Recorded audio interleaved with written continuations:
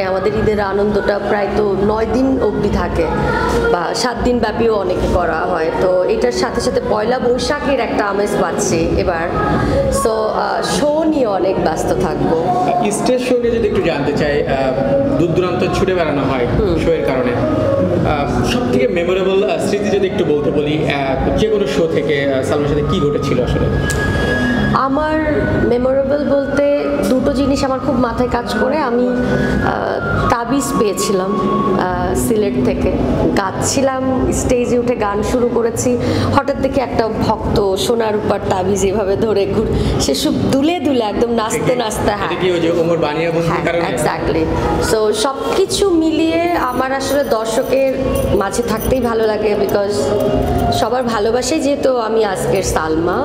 তো আমার কাছে মনে হয় যে আমার দর্শকদের মাঝখানে থেকে যখন আমি গান করি, আমার কাছে ওই মোমেন্টটাই খুবই স্পেশাল।